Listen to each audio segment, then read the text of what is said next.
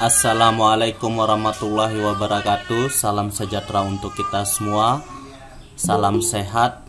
Apa kabarnya semua? Semoga kita semua diberikan kesempatan atau keadaan yang sehat walafiat pada hari ini. Pada kali ini Pak Guru akan menjelaskan tentang materi teorema Pythagoras. Nah, ini teorema Pythagoras. Jadi di sini perhatikan ada segitiga siku-siku di sini. Ditampilkan segitiga siku-siku yang ini. Jadi segitiga siku-siku ini,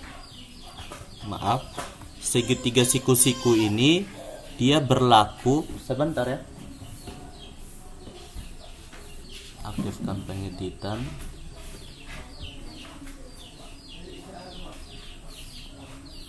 Oke.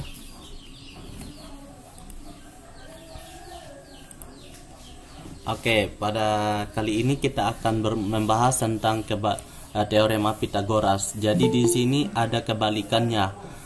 Nah, di sini lihat ada segitiga siku-siku di sini. Ini namanya bidang koordinat kartesius. Jangan dilupa kalau ada sumbu X dan sumbu Y-nya itu dinamakan bidang koordinat kartesius. Jadi titik-titik koordinatnya itu yang ini, yang pertemuan antara titik sumbu Y dan sumbu X itu dinamakan titik koordinat kartesius. Nah, terus ada segitiga siku-siku. Kenapa harus segitiga siku-siku? Nah, ingat, sampai kapanpun mau di SMP, SMA maupun di kuliah nanti, kalau kita berbicara tentang segitiga siku-siku berarti kita berbicara tentang teorema Pythagoras. Kenapa? Karena teorema Pythagoras ini hanya berlaku untuk segitiga siku-siku. Perlu dicatat dan diingat selalu supaya ketika ditanya waktu SMA nanti, kalau bilang teorema Pythagoras, berarti kaitannya dengan segitiga siku-siku. Begitu juga sebaliknya. Kalau dibahas tentang segitiga siku-siku, berarti kaitannya langsung ke teorema Pythagoras. Karena teorema Pythagoras ini hanya berlaku untuk segitiga siku-siku. Nah, makanya di sini kalau kita berbicara teorema Pythagoras, yang selalu muncul itu adalah gambar segitiga siku-siku. Nah, di sini siku-sikunya di B. Nah, perhatikan, misalnya Pak Guru ada gambar segitiga siku-siku lagi. Nah, misalnya begini. Kalau dia tandanya seperti ini, kayak ada kotak di ujung, itu namanya siku-siku atau besar sudutnya 90 derajat. Nah, atau tidak, tandanya siku-siku tuh bisa juga seperti ini. Dia bisa juga hanya seperti ini. Ya. Kalau ada tanda seperti L seperti ini, itu melambangkan bahwa dia juga memiliki besar sudut 90 derajat. Guru. Iya, bagaimana? Tidak bisa lihat dia punya gambar, Pak Guru. Oh, tidak bisa lihat. Oke, terima kasih. Ya, jadi kalau tidak bisa lihat di gambarnya, tolong di ini ya, tolong langsung dikasih tahu. Ya, Pak. Pak. Kalau sekarang Pak Guru, di saya tidak ada gambar. Kalau sekarang sudah bisa lihat? Sudah, Pak Guru. Oke. Belum, Guru. Sudah, Pak. Belum. Bisa, Pak Guru. Sudah.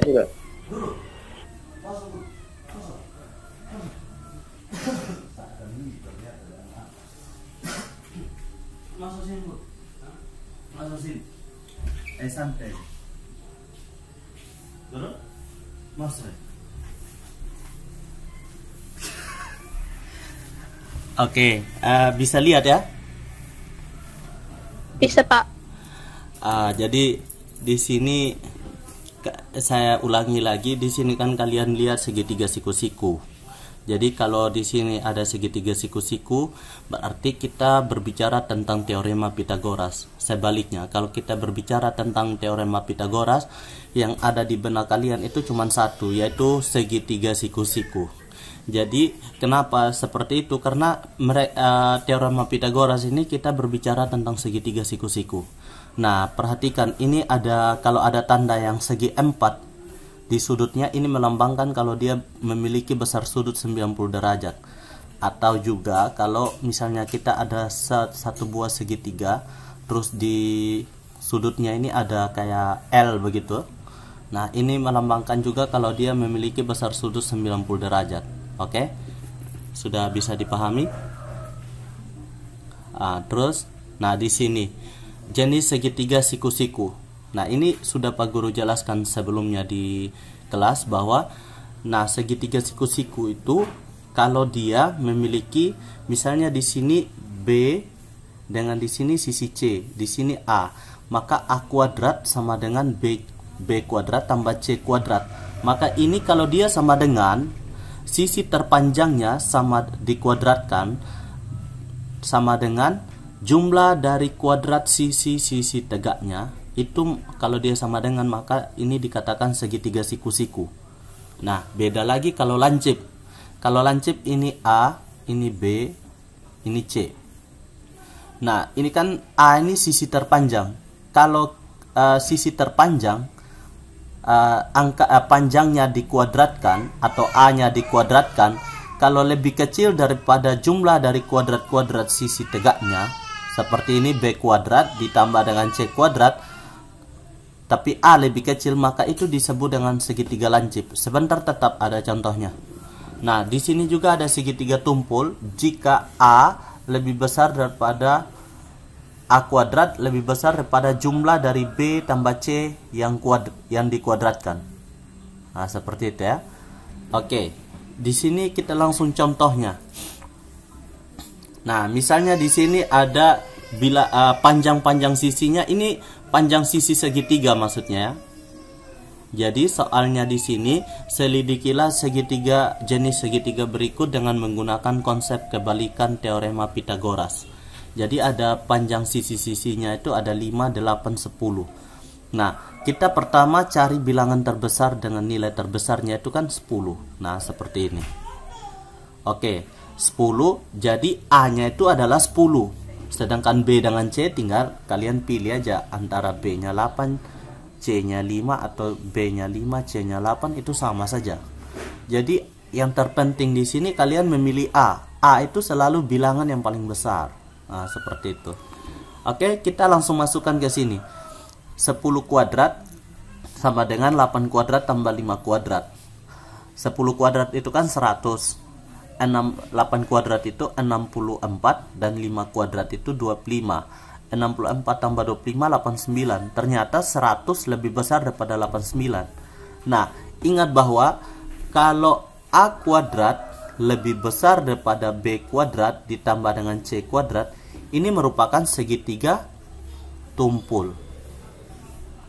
Ingat itu ya. Nah, sekarang ada 9, 12 dan 13. Kita sama-sama kita cari bilangan yang terbesar yaitu 13. 13 kita pilih sebagai A. Nah, sehingga di sini 13 kuadrat sama dengan 12 kuadrat ditambah 9 kuadrat. 13 kuadrat itu kan 169. 12 kuadrat itu 144 dan 9 kuadrat itu 81. Sekarang kita jumlahkan 144 ditambah 81 ternyata 225. Nah, 169 dengan 225 itu mana lebih besar? Ternyata 225 lebih besar. Ternyata di sini A lebih kecil daripada B kuadrat ditambah C. Berarti A kuadrat lebih kecil daripada B kuadrat ditambah dengan C kuadrat. Maka ini disebut dengan segitiga lancip. Kenapa dia segitiga lancip? Karena A kuadrat lebih kecil daripada B kuadrat tambah C kuadrat. Nah, sekarang kita lihat yang bagian C, kita pilih angka yang paling besar. Kita pilih angka yang paling besar di sini 25. A kuadrat sama dengan B kuadrat tambah C kuadrat. A kuadrat itu kan kita sudah pilih A-nya itu 25. 25 kuadrat sama dengan 24 kuadrat tambah 7 kuadrat. Nah, 25 kuadrat di sini 625. Sedangkan 24 kuadrat itu 576, 7 kuadrat itu 49. Kita coba jumlahkan antara 576 tambah 49. Ternyata 625. Nah, 625 sama dengan 625. Kalau dia sama antara kedua ruas, maka di sini dapat disimpulkan bahwa dia adalah segitiga siku-siku. Segitiga siku-siku. Nah, seperti itu ya. Oke, kita lihat. Nah, ini menentukan jarak antara dua titik juga sama. Seperti ini. Jadi kita garis, dia pasti akan membentuk segitiga siku-siku. Misalnya antara titik di sini dengan titik di sini. Nah, pasti juga kita buat garis. Oke, kedua garis pasti siku-sikunya di sini. Nah, sini. Nah, seperti ini. Jadi siku-sikunya di sini. Tinggal kalian A, B, C. Kalau dia berbicara sudah membentuk segitiga siku-siku, maka ingat kita menggunakan teorema Pythagoras. A kuadrat sama dengan B kuadrat ditambah dengan C kuadrat. Dengan demikian untuk memperoleh jarak titik 1 dan titik yang ini, maka A sama dengan akar dari B kuadrat ditambah dengan C kuadrat. Nah, seperti itu ya. Jadi di sini kita lihat, apakah masih bisa lihat layarnya? Masih bisa lihat? Masih, Pak. Oke. Masih, Pak. Terima kasih. Jadi di sini tentukan jarak antara dua titik. Jadi ini dikurangi dengan 10, X dikurangi dengan X, dan Y dikurangi dengan Y. Seperti itu ya. Nah, sehingga di sini 15 kurang 10 dikuadratkan dengan 25 dikurangi 20 dikuadratkan. Ini dikuadratkan ya. Oke. Sehingga 5 kuadrat tambah 5 kuadrat sama dengan, ini bisa juga kita bilang begini. 5 kuadrat tambah 5 kuadrat 2 kali 5 kuadrat.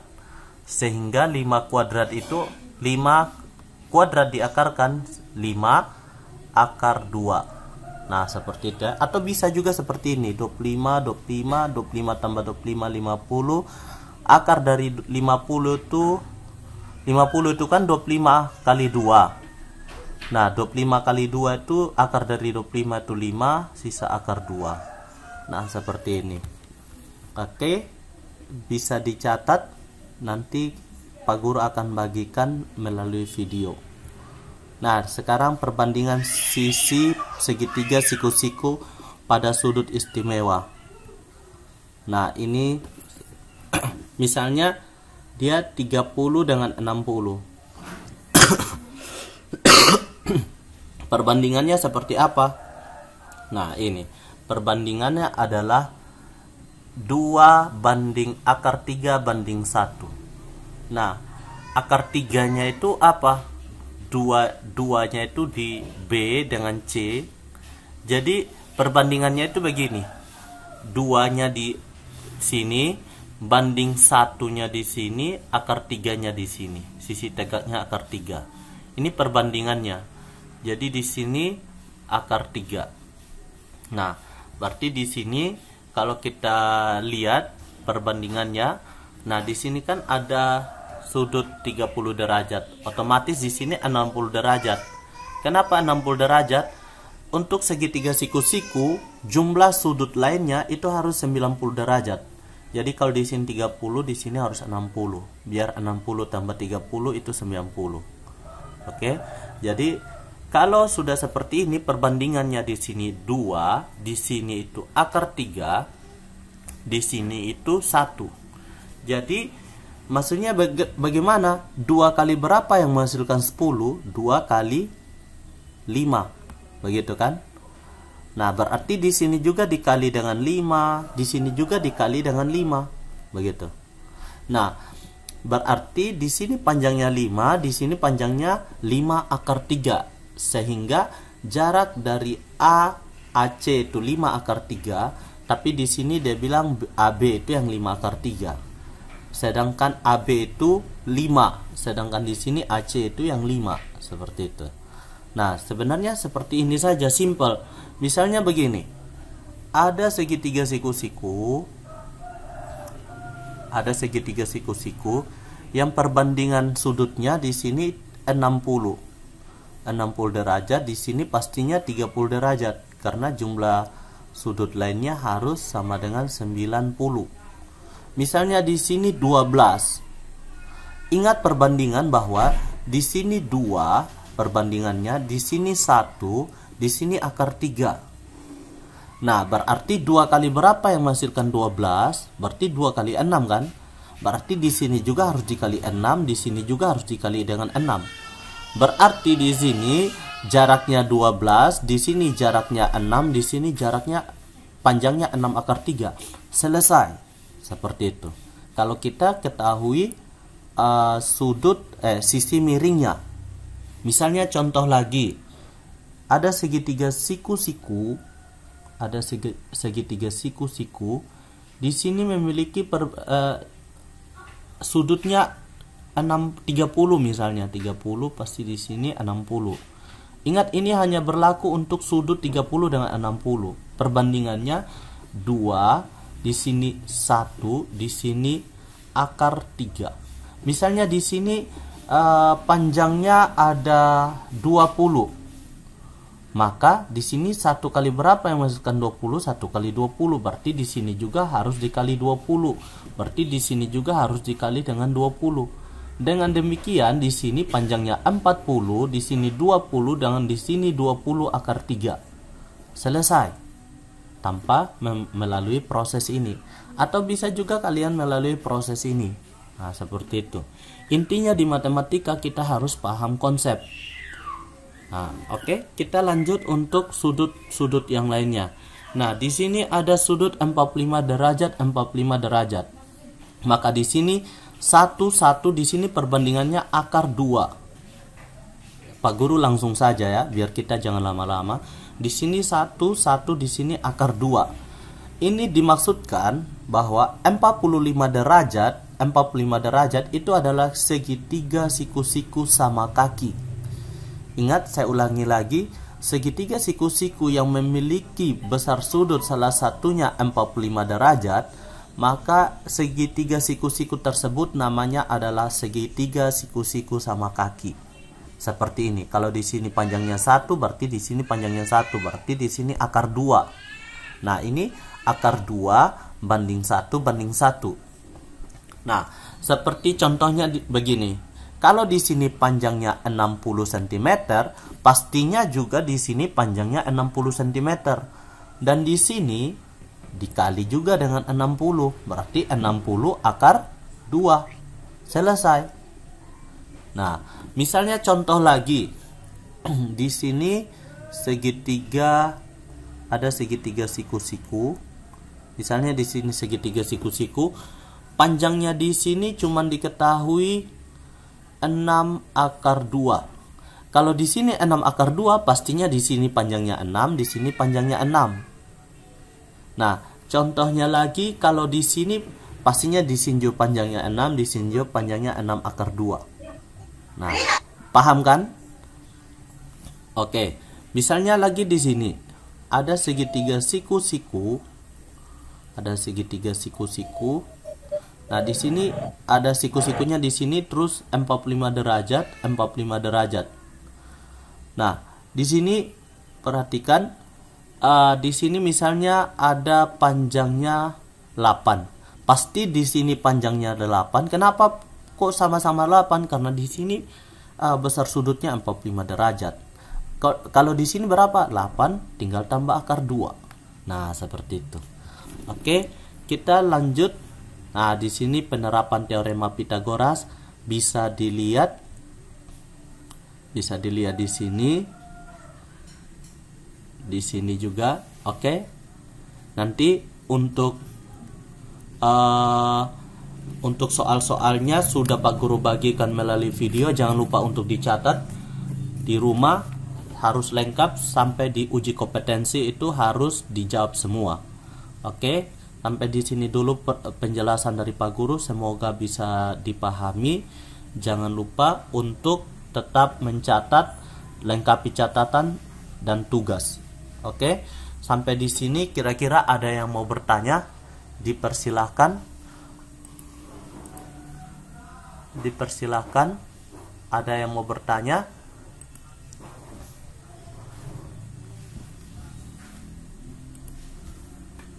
Ada yang mau bertanya kah?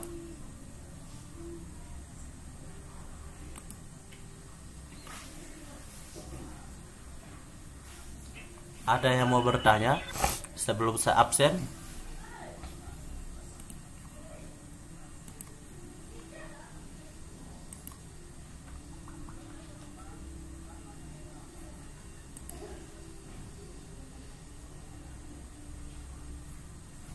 Halo. Tidak, Pak Guru. Ada?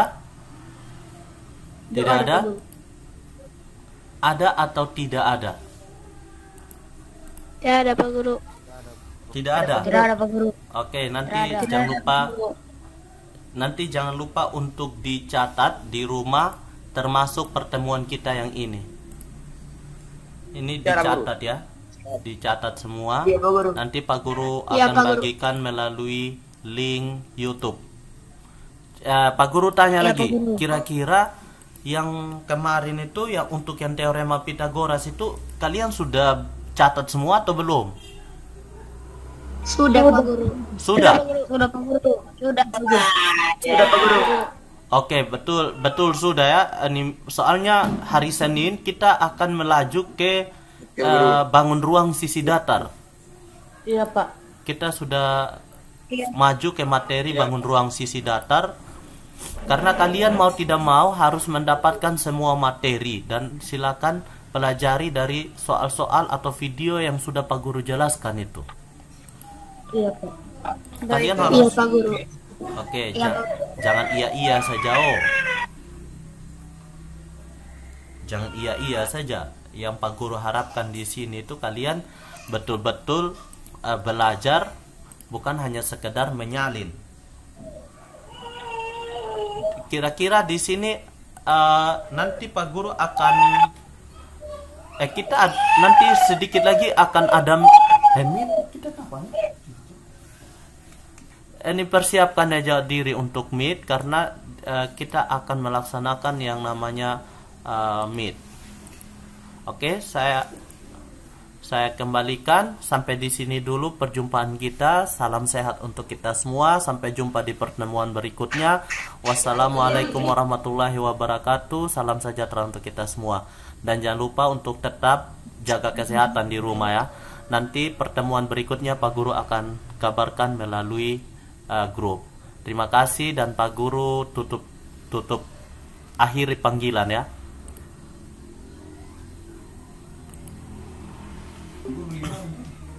Hah? Lingkaran.